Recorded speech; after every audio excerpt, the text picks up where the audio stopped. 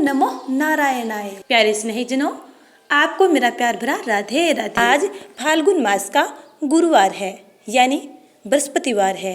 दिनांक 14 मार्च 2024। आज हम सुनपान करेंगे गुरुवार व्रत कथा। उम्मीद करती हूँ कि आपने चैनल को सब्सक्राइब कर लिया होगा। यदि नहीं किया है तो चैनल को सब्सक्राइब कर बेल आइकन को जरूर दबा लीजिएगा, ताकि आगे आने वाली वीडियो के नोटिफिकेशन आप तक टाइम पर पहुंचते रहें। आइए कथा सुनपान करते हैं। भारतवर्ष में एक प्रतापी और दानी राजा राज्य करता था। वह नित्य गरीबों और ब्राह्मणों की सहायता करता था। यह बात उसकी रानी को अच्छी नहीं लगती थी। वह न ही गरीबों को दान देती, न ही भगवान का पूजन करती थी और राजा को भी दान देने से मना किया करती थी। एक दिन राजा शिकार खेलने वन को चले गई तो रानी महल में अकेली थी। उसी समय बृहस्पति देव साधु के वेश में राजा के महल में भिक्षा लेने के लिए गए और भिक्षा मांगी। रानी ने भिक्षा देने से इनकार किया और कहा, हे साधु महाराज, मैं तो दान पुण्य से तंग आ गई हूँ। मेरा पति सारा धन लुटाते रहते हैं। मेरी इच्छा है कि हमारा धन नष्ट हो जाए, फिर न रहेगा बांस न बजेगी बांसुरी। साधु ने कहा, देवी, तुम तो बड़ी विचित्र हो। धन संतान तो सभी चाहते हैं, पुत्र लक्ष्मी तो पापी के घर भी होने चाहिए। यदि तुम्हारे पास अधिक धन है तो भूखों को भोजन दो, प्यासों के लिए प्याऊ बनवाओ, मुसाफिरों के लिए धर्मशालाएं खुलाओ। जो निर्धन अपनी कुंवारी कन्याओं का विवाह नहीं कर सकते, उनका विवाह करा दो। ऐसे और कई काम हैं जिनके करने से तुम्हारा यश लोक परलोक में फैलेगा। परंतु रानी पर उस उपदेश का कोई प्रभाव न पड़ा। वह बोली, महाराज, आप मुझे कुछ न समझाएं। मैं ऐसा धन नहीं चाहती जो हर जगह बांटती फिरूं। साधु ने उत्तर दिया, यदि तुम्हारी ऐसी इच्छा है तो तथास्तु। तुम ऐसा करना कि बृहस्पतिवार को घर लीपकर पीली मिट्टी से अपना सिर धोकर स्नान करना, बट्टी चढ़ाकर कपड़े धोना। ऐसा करने से आपका सारा धन नष्ट हो जाएगा। इतना कहकर वह साधु महाराज वहां से आलोप हो गए। साधु के अनुसार कई बातों को पूरा करते हुए रानी को केवल 3 गुरुवार ही बीते थे कि उसकी समस्त धन संपत्ति नष्ट हो गई। भोजन के लिए राजा का परिवार तरसने लगा। तब एक दिन राजा ने रानी से कहा, हे रानी, तुम यहीं रहो, मैं दूसरे देश को जाता हूँ, क्योंकि यहाँ पर सभी लोग मुझे जानते हैं, इसलिए मैं कोई छोटा कार्य नहीं कर सकता।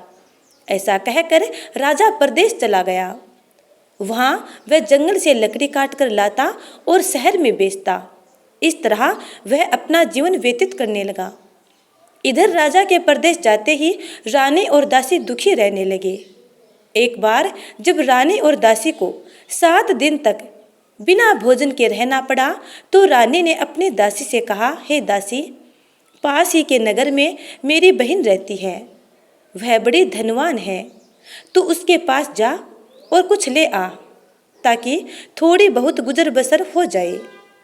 दासी रानी की बहन के पास गई। उस दिन गुरुवार था और रानी की बहन उस समय बृहस्पतिवार व्रत की कथा सुन रही थी। दासी ने रानी की बहन को अपनी रानी का संदेश दिया, लेकिन रानी की बड़ी बहन ने कोई उत्तर नहीं दिया। जब दासी को रानी की बहन से कोई उत्तर नहीं मिला तो वह बहुत दुखी हुई और उसे क्रोध भी आया। दासी ने वापस आकर रानी को सारी बात बता दी। सारी बात सुनकर रानी ने अपने भाग्य को कोसा।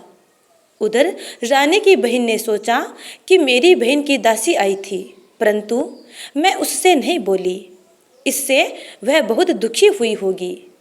कथा सुनकर और पूजन समाप्त करके वह अपनी बहन के घर आई और कहने लगी, हे बहन, मैं बृहस्पतिवार का व्रत कर रही थी। तुम्हारी दासी मेरे घर आई थी, परंतु जब तक कथा होती है तब तक न तो उठते हैं और न ही बोलते हैं, इसलिए मैं नहीं बोली। कहो, दासी क्यों गई थी? रानी बोली, बहन, तुमसे क्या छिपाऊं? हमारे घर में खाने तक को अनाज नहीं था। ऐसा कहते कहते रानी की आंखें भर आई।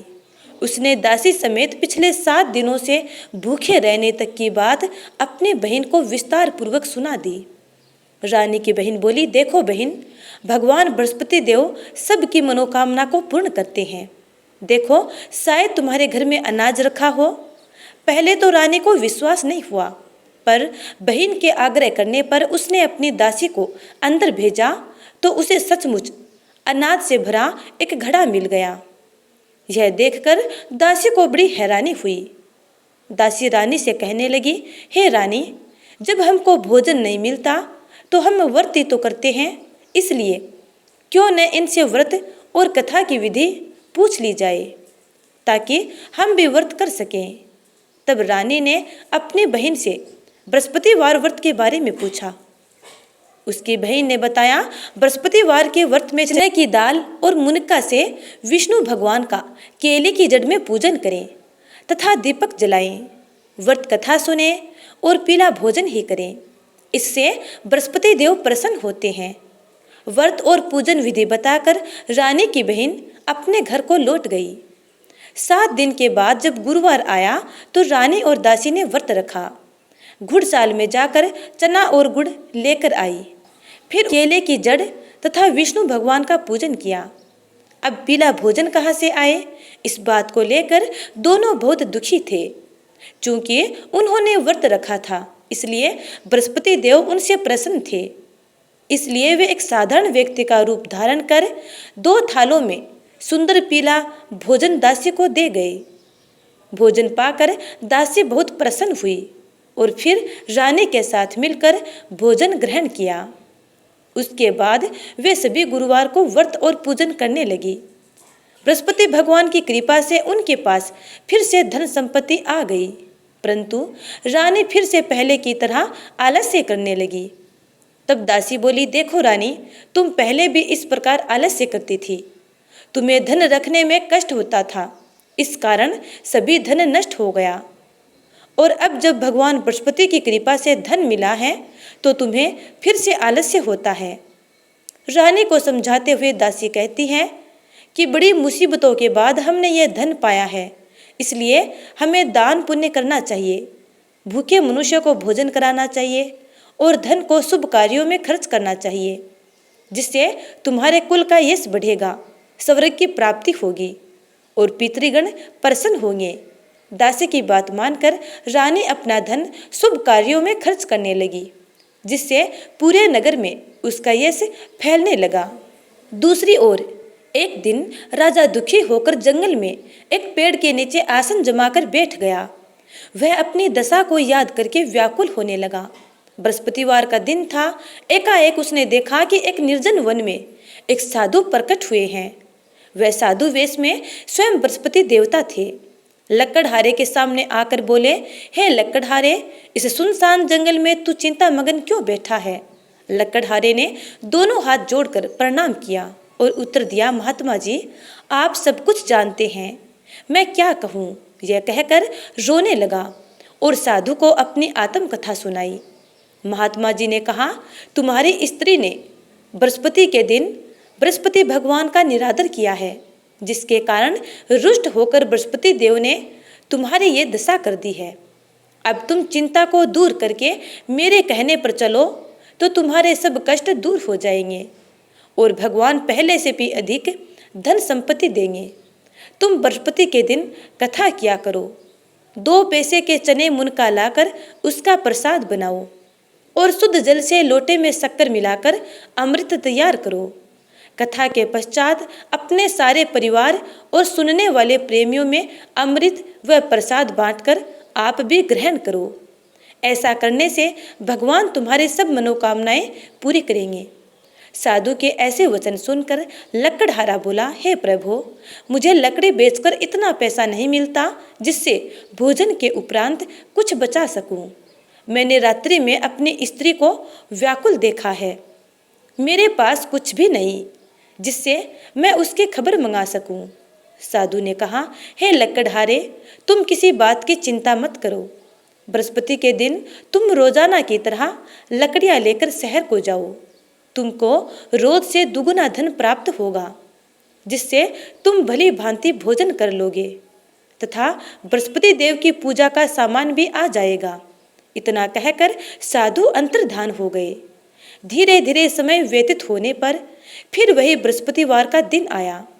लकड़हारा जंगल से लकड़ी काटकर किसी शहर में बेचने गया। उसे उस दिन और दिन से अधिक पैसा मिला। राजा ने चना गुड़ आदि लाकर गुरुवार का व्रत किया। उस दिन से उसके सभी क्लेश दूर हो गए। परंतु जब दोबारा गुरुवार का दिन आया तो बृहस्पतिवार का व्रत करना वह लकड़हारा भूल गया। इस कारण बृहस्पति देव पुनः उससे नाराज हो गए। उस दिन उस नगर के राजा ने विशाल यज्ञ का आयोजन किया तथा शहर में यह घोषणा करवा दी कि कोई भी मनुष्य अपने घर में भोजन न बनावे, न आग जलावे, समस्त जनता मेरे यहाँ भोजन करने आवे। इस आज्ञा को जो न मानेगा उसे फांसी की सजा दी जाएगी। इस तरह की घोषणा संपूर्ण नगर में करवा दी गई।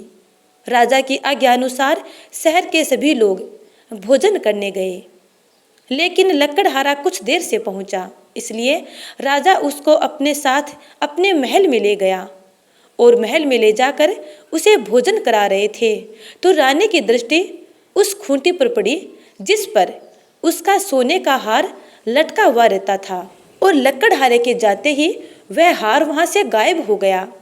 रानी ने निश्चय किया कि मेरा हार इस मनुष्य ने चुरा लिया है। उसी समय सिपाहियों को बुलाकर उस लकड़हारे को कारागार में डलवा दिया गया। जब लकड़हारा कारागार में पड़ गया और बहुत दुखी होकर विचार करने लगा कि न जाने कौन सी पूर्व जन्म के कर्म से मुझे दुख प्राप्त हुआ है, और उसी साधु को याद करने लगा जो कि जंगल में मिला था। उसी समय तत्काल बृहस्पति देव साधु के रूप में प्रकट हुए और उसकी दशा को देखकर कहने लगे, अरे मूर्ख, तूने बृहस्पति देव की कथा नहीं करी, इस कारण तुझे दुख प्राप्त हुआ है। अब चिंता मत कर। बृहस्पतिवार के दिन कारागार के दरवाजे पर 4 पैसे पड़े मिलेंगे, उनसे तू बृहस्पति देव की पूजा करना, तेरे सभी कष्ट दूर हो जाएंगे। पुनः बृहस्पतिवार का दिन आया और उसे कारागार के दरवाजे के आगे 4 पैसे मिले। लकड़हारे ने उनसे कथा करी। उसी रात्रि को बृहस्पति देव ने उस नगर के राजा को सौपन में कहा, हे राजा, तुमने जिस आदमी को कारागार में बंद कर दिया है वह निर्दोष है, वह राजा है, उसे छोड़ देना। रानी का हार उसी खूंटी पर लटका है जहां पर पहले लटका हुआ था। अगर तू ऐसा नहीं करेगा तो मैं तेरे राज्य को नष्ट कर दूंगा। इस तरह रात्रि के सौपन को देखकर राजा प्रातःकाल उठा और खूंटी पर हार देखकर लकड़हारे को बुलाकर क्षमा मांगी तथा लकड़हारे को योग्य सुंदर वस्त्र आभूषण देकर विदा कर दिया। बृहस्पति देव की आज्ञा अनुसार लकड़हारा अपने नगर को चल दिया। राजा जब अपने नगर के निकट पहुंचा तो उसे बड़ा आश्चर्य हुआ। नगर में पहले से अधिक बाग, तालाब, कुएं तथा बहुत सी धर्मशालाएं, मंदिर आदि बन गए थे। राजा ने पूछा, यह किसका बाग और धर्मशालाएं हैं? तब नगर के सब लोग कहने लगे, यह सब रानी और बांदी के हैं। तो राजा को आश्चर्य हुआ और गुस्सा भी आया।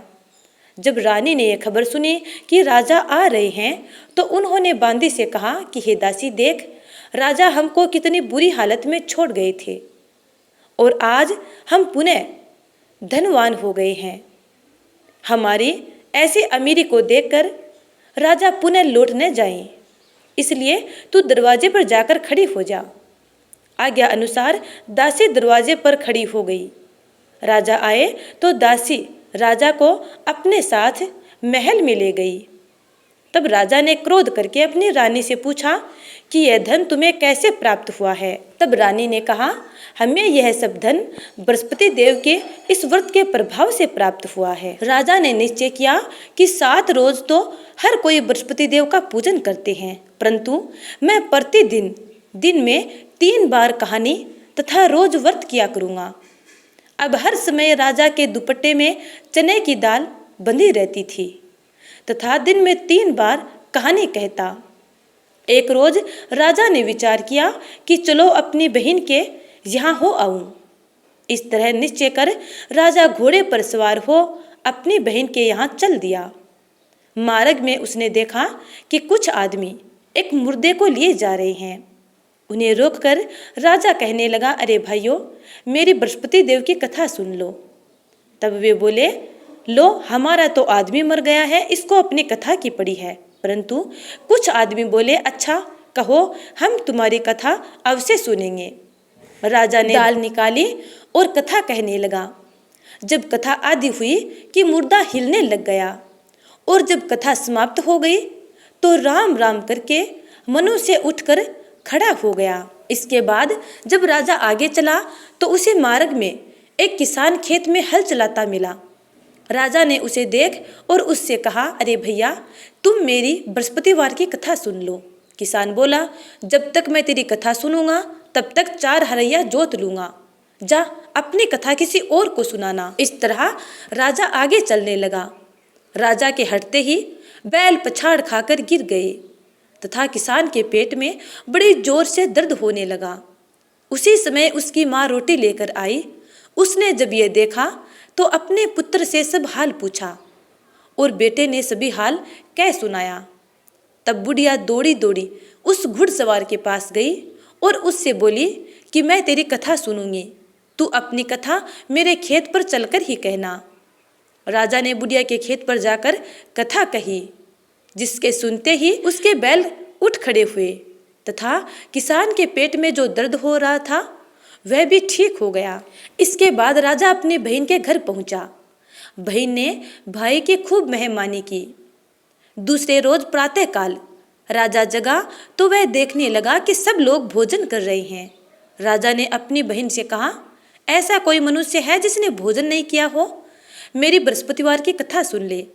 बहन बोली, हे भैया, यह देश ऐसा ही है कि पहले यहाँ लोग भोजन करते हैं, बाद में अन्य काम करते हैं। अगर कोई पड़ोस में हो तो देख आऊं।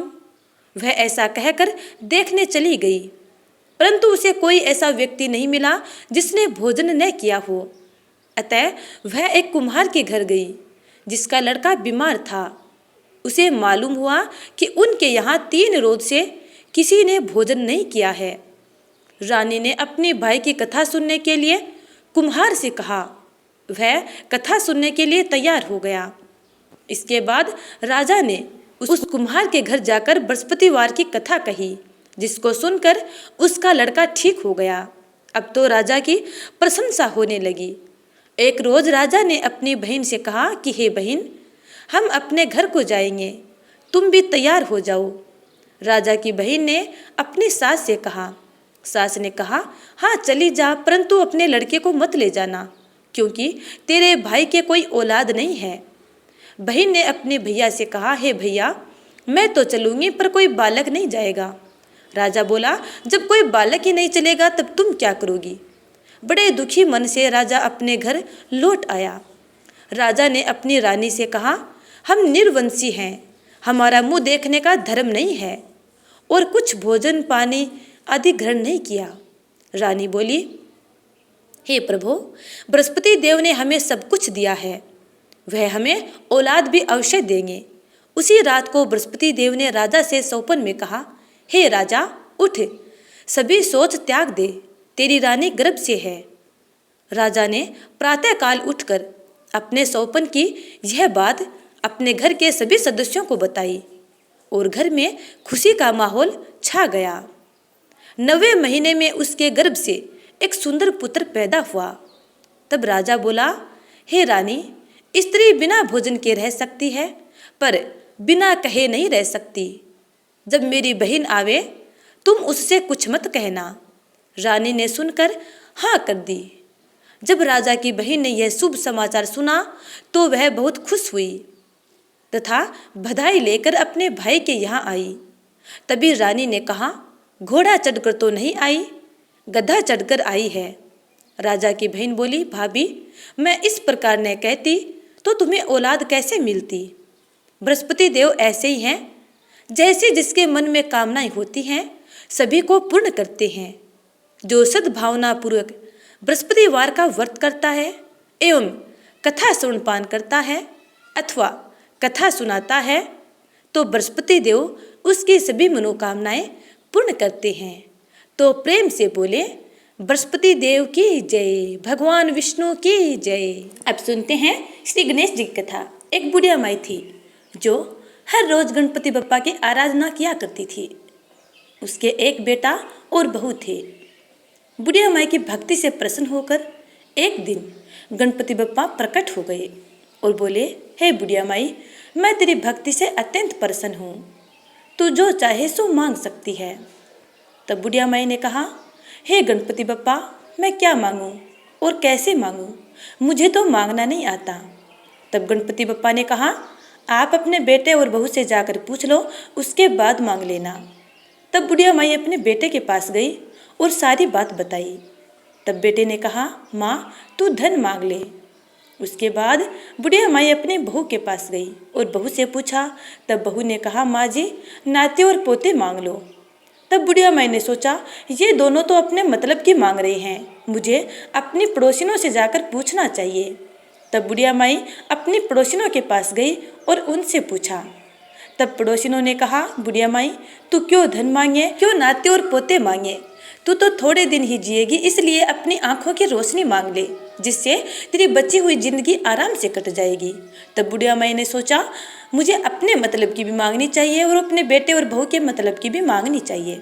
दूसरे दिन बुढ़िया माई गणपति बप्पा के पास गई और बोली, हे गणपति बप्पा, यदि आप मेरी भक्ति से प्रसन्न हैं तो आप मुझे 84 करोड़ का महल दे, सोने के खंभे दे, सोने के कटोरे में दूध पीते हुए नाते और पोते दे, अमर सुहाग दे, कंचन जैसी काया दे, संपूर्ण परिवार में सुख दे। तब गणपति बप्पा मुस्कुराए और बोले, बुढ़िया माई तूने तो मुझे ठग लिया, किंतु जा, तूने जो कुछ मांगा है सब कुछ वैसा ही मिलेगा। इसके बाद गणपति बप्पा अंतर ध्यान हो गए। बुढ़िया माई ने जैसे ही अपनी आंखें खोली तो जो कुछ बुढ़िया माई ने मांगा था सब कुछ वैसा ही मिला। हे गणपति बप्पा, जिस प्रकार आपने बुढ़िया माई की मन इच्छा पूर्ण की, वैसे ही अपने सब प्यारे भक्तों की मंगल कामनाएं पूर्ण करना। जय श्री गणेश। तो प्यारे भक्तों, ये थी गुरुवार व्रत कथा और गणपति बप्पा की कथा। उम्मीद करती हूँ कि आपको ये कथाएं अच्छी लगी है। यदि अच्छी लगी है तो लाइक कमेंट कर देना और अगले वीडियो का इंतजार करना। तब तक के लिए जय श्री राधे। युगल सरकार की जय।